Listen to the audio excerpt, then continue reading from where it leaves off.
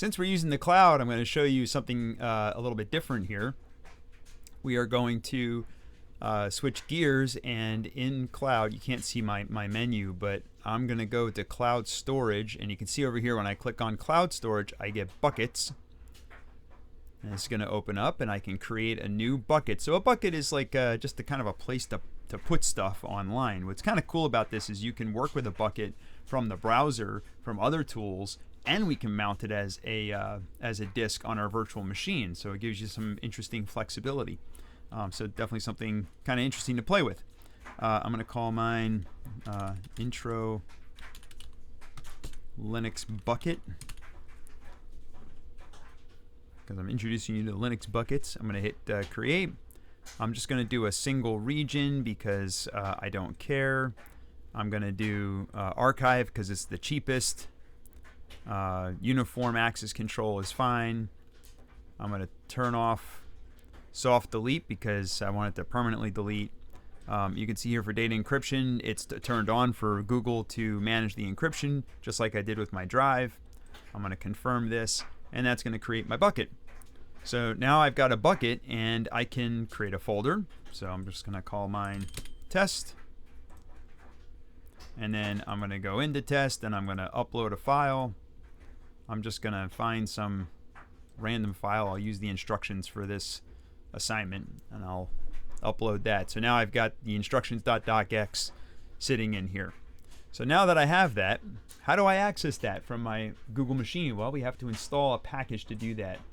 The first step is, so the problem with the package that you need from Google is not available in the public repositories. So we have to create a reference to the repository where it can be downloaded by apt. So this is going to add a reference so that apt knows where to go and download this repository. You'll notice here I put trusted equals yes. That's generally not recommended, but what that's going to do is ignore checking the certificates or the public key on that repository. We don't really need to worry about that for just testing. So that's going to go ahead and create that file with just one line that basically says here's where to go and get that package. Now I can run the command to install gcsfuse. gcsfuse, by the way, is the package that we use to connect to buckets. If you did not run that command that I put there that echoes that line into that text file, apt is not going to know where to go and get this package, so it would fail.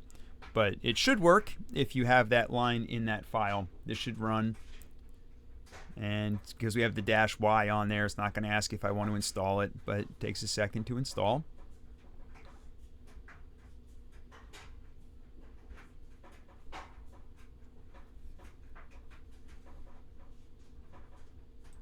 Okay, once it's been installed, we should be able to check just to make sure.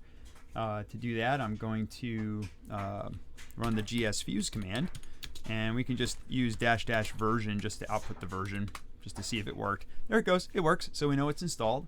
So the next step is just like we had to create a mount point for our drive that we created in Google, I have to create a mount point for a bucket. So I'm going to make a directory, and I'm just going to call it bucket, and it's going to be in my home directory, right? So now I've got this. It doesn't matter where it is. I could have put it in mount, but I'm just going to leave it in my home directory.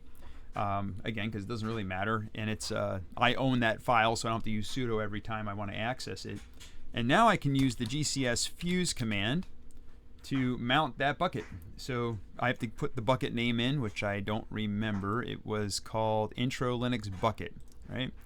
So Intro Linux Bucket. And the reason this works with just referencing the bucket name is because my virtual machine is in the same account as the bucket, so I can connect directly to it. If I was trying to connect to somebody else's bucket in a different Google account, this would be significantly more difficult, right? There's a lot of other steps you have to do. I'm not going to really cover that in this video. If you're curious about that, we could certainly do another video. So you're going to put the name of your mount point, in my case bucket, and it should have mounted it. So now if I do the ls command on the directory bucket, you can see it's got that test folder, and inside that test folder is instructions. And if I want, I can use the touch command I'm going to create a file. Oops, permission denied.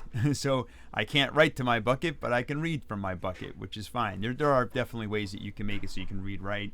There's switches that you can add to make that work. Likewise, I can use fstab to have it automatically mount this bucket every single time. So I could have a virtual machine that, instead of using a drive in Google, a disk that only one machine at a time could use, I could have a bucket and have lots of machines all pointing to the same bucket. So they're all sharing access to the same data. So some interesting use cases there and things that you could do. But I just wanted to show you what that looks like and how that works. So take a screenshot for the lab showing that you're able to access that bucket and you're able to create a file, and that it can show up on your machine when you look at that bucket.